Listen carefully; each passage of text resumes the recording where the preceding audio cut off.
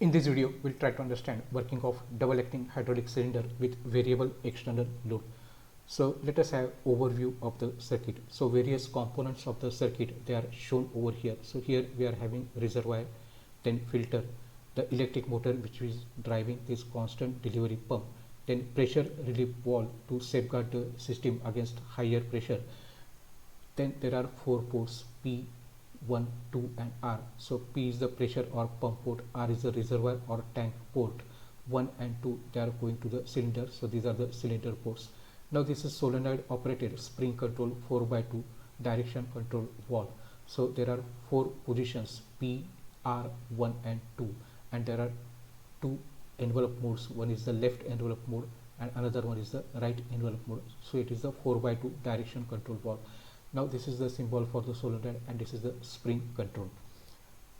Then this is the shut-off valve and pressure gauge to indicate the pressure inside the cylinder. Now there are 2 double acting cylinders which are there. One is carrying the external force as 0 Newton as indicated over here, and another double acting cylinder is carrying the external force of 100 Newton. Now because of this change or variable external load, this particular cylinder will be operated first and afterwards this will be operated in series, and such type of the circuit can be used for the gripping purposes. So let us now trace this circuit. So fluid from the reservoir will enter into the filter. It is pumped by the constant delivery pump.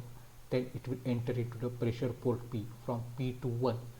Then it will go to 3 similarly, and then it will operate first this particular cylinder and then will operate the another cylinder, double acting cylinder. Because of this external load of 100 Newton, this will be operated at a less speed, and after this particular double acting cylinder is operated, the fluid from the other side, that is from port 4 and port 6 will be going to the reservoir.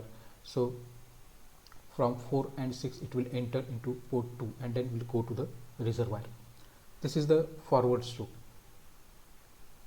Now in the return stroke, we are in the left envelope mode. So solenoid is operated in such a way that we are in the left envelope mode. Then the fluid from the reservoir, it will enter into the filter. From filter it will go to the port P from P to 2. Then